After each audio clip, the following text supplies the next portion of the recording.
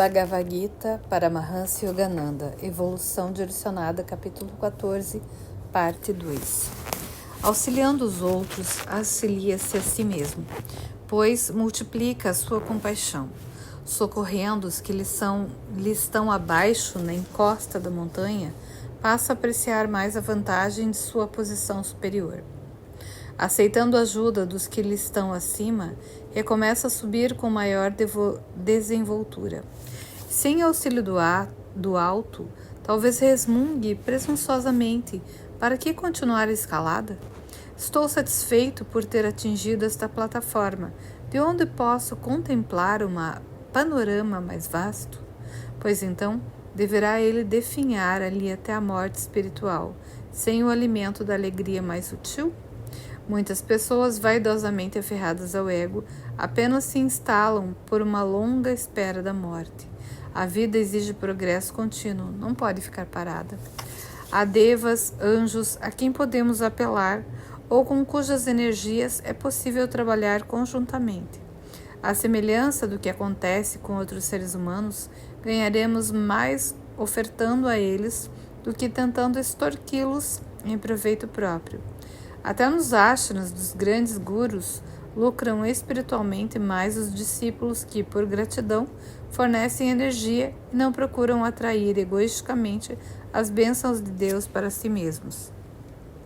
Quando Buda discorreu contra o karmakandi dos rituais védicos realizados por interesse pessoal e ganho egoísta, fê-lo numa época em que as pessoas, de um modo geral, já não tinham mais sensibilidade para apreciar algo superior a si próprias e suas necessidades. Os tempos em que ora vivemos são tempos de movimentos ascendente, não Kali Yuga, como ainda se insiste em crer. Paramahansa Yogananda ensinou para esta nova era da ascensão de Dwapara Yuga. Ele percebia já ter chegado a hora de, mais uma vez, urgir as pessoas a relacionar-se com entidades e forças superiores. A humanidade, em seu materialismo, isolou-se dessas energias sutis. Quem procurou vencer sozinho morreu prematuramente de problemas cardíacos e outros males. Até nosso planeta parece estar perdendo parte de sua força vital. Conforme mencionei antes, descobriu-se cientificamente que o alimento hoje consumido contém muito menos nutrientes do que há cerca de 100 anos. É tempo de recorrermos a seres mais sutis. Eles estão por aí, prontos para nos ajudar. O que os propicia não é a lisonja, se verdadeiramente são superiores a nós, devas ou anjos brilhantes. Muito ao contrário, respondem de bom grado a qualidades como coragem, desinteresse, generosidade e, acima de tudo, amor. Quando amamos alguém, sempre é melhor lhe dar afeto impessoal, ver Deus em tudo e não buscar nos outros proveito próprio. O amor deve ser expresso como preocupação pela felicidade alheia, numa atmosfera de impessoalidade, sem olhos para vantagens egoísticas. O mesmo se aplica à atitude humana frente aos deuses ou divindades astrais. Ela deve ser desinteressada. Eles têm de ser amados como mensageiros de Deus e não, de certo, insensados de ego para ego. Acima de tudo, devemos amar Deus neles. Os Vedas foram entregues à humanidade numa época mais evoluída que a nossa. Revelam compreensão do poder de que são dotados também os Devas, para encorajar a humanidade a socorrer-se da ajuda das energias sutis, em vez de depender apenas das próprias forças e talentos. Os Vedas ensinaram mantras compostos para proporcionar ganhos puramente pessoais, riqueza, poder, filhos, etc. Eis a ideia: buscar essas coisas que a maior parte das pessoas buscaria de qualquer maneira, em fontes superiores ao plano material, direcionaria a gratidão para essas mesmas fontes, fazendo com que as pessoas dependessem mais de uma ajuda excelsa do que uma força gerada pelo ego. Tudo existe em estado de vibração. Foi assim que o Espírito Supremo imutável estabeleceu a aparência de uma realidade separada. Assim como as pás de um ventilador em seu movimento rápido dão a impressão de um disco sólido, assim a vibração cósmica, em seu infinito número de vibrações inconcebivelmente intensas, dão a impressão de substância, variedade e mesmo solidez. Temos, desse modo, as rochas, que aos nossos sentidos parecem bastante consistentes, mas, como hoje se sabe, não passam de vibrações de energia e, mesmo como substância material, compõem-se pela maior parte de espaço. Os antigos rishis, ou videntes, sabiam que certas vibrações podem trazer harmonia com níveis de consciência capazes de guindar também o homem a planos superiores de percepção. Os mencionados ritos e cerimônias são eficazes quando conduzidos adequadamente e com a devida compreensão. Imaginar, porém, que desafogam o homem da necessidade de fazer esforços pessoais a fim de aprimorar-se, eis o que Buda denunciou na era decadente de Kali Yuga. Krishna, nas estrofes seguintes do Bhagavad Gita, reproduziu um entendimento herdado de uma época mais evoluída. Parece recomendar exatamente o que Buda condenou.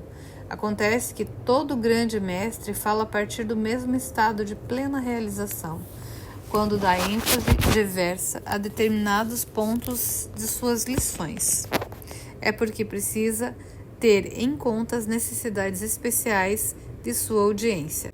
Na verdade, Krishna disse o mesmo que Buda.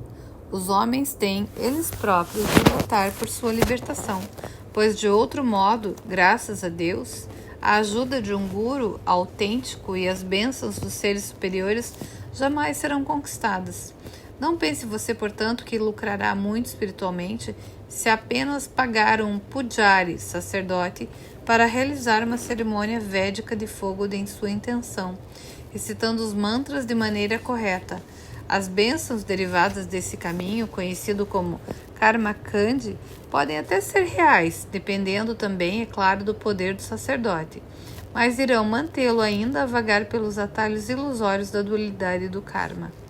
Uma derradeira pergunta a esse respeito vem a calhar. A quem devemos dirigir nossas preces e cânticos? Quem tem por objetivo final a união com Deus? Por que salmodiaria, versos e divindades menores? Ganesha, Indra, etc.? É claro, sentimentos envolvidos que precisam ser respeitados. Imagens de Ganesha, o deus da boa fortuna, com sua cabeça de elefante, podem ser vistas em praticamente todas as casas de famílias hindus. Sentimentos elevados, não me importam quais sejam, merecem não apenas respeito, mas estímulo também. De fato, o homem não consegue viver uma vida inspirada sem algum tipo de imagem que o inspire, lembrando das verdades superiores. Mesmo os muçulmanos, conforme observa Guru Nanak, curvam-se na direção da pedra sagrada de Meca. Sem imagens, a devoção é insípida. Ganesha tem uma imagem agradável. Ele foi congelado, por assim dizer, numa realidade onde o imobilizou a devoção de milhões de adoradores ao longo de séculos. Com certeza, um hindu deve sentir-se seguro filosoficamente ao rezar para ele. No entanto, o maior dos cultos deve ser prestado sempre ao Senhor Infinito.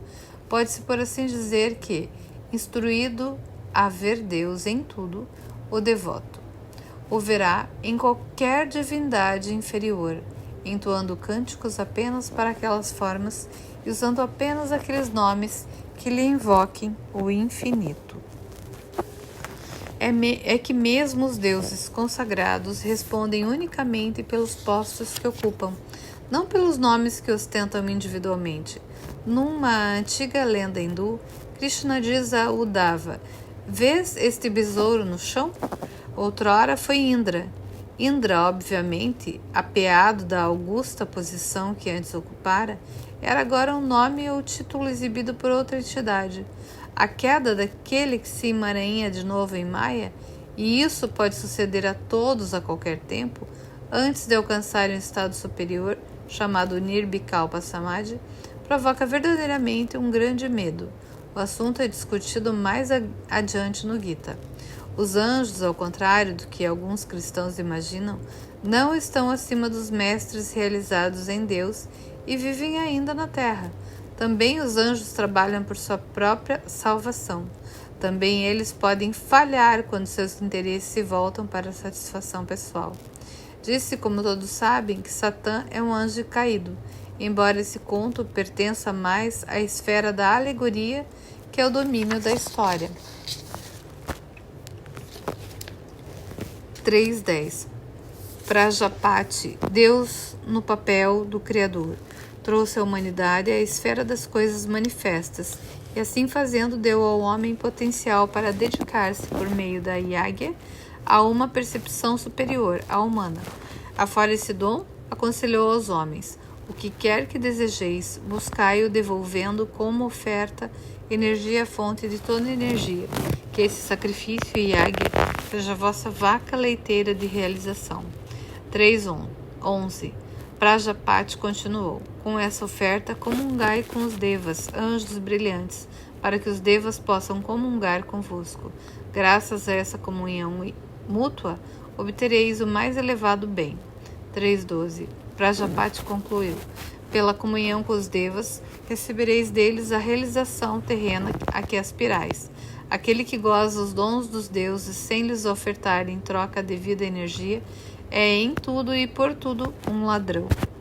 Os yogis que meditam para alcançar a unidade com Deus podem extrair significados ainda mais sutis dessas passagens. É que a energia do corpo deve ser continuamente devolvida, para, digamos, entrar em sintonia fina com sua fonte. O polo negativo dessa fonte no corpo é a medula oblonga, o positivo, a sede da supraconsciência, no lóbulo frontal do cérebro, localizado entre as sobrancelhas. O verdadeiro yagya é Kriya Yoga, como veremos mais à frente. Kriya Yoga ensina o caminho ascendente da espinha, capacitando a pessoa a unir seu pequenino eu, o ego, com o eu infinito, Deus. Suscitar o poder de Kundalini é o maior dos rituais do fogo, que leva à completa transferência de energia do corpo para o infinito. Kundalini inicia esse ritual retirando energia da energia que sustenta o corpo dos chakras. Finalmente, o yogi se oferece para uma perfeita purificação na luz fulgurante de Deus. 3.13 Pessoas espiritualmente conscientes, ao ofertar o alimento que consomem a sua fonte de energia divina, os devas, não incorrem em pecado, mas aquelas que se furtam a essa oferenda, comendo apenas por gosto e prazer, estão alimentando o pecado. Vamos continuar este mesmo capítulo em cenas do próximo capítulo.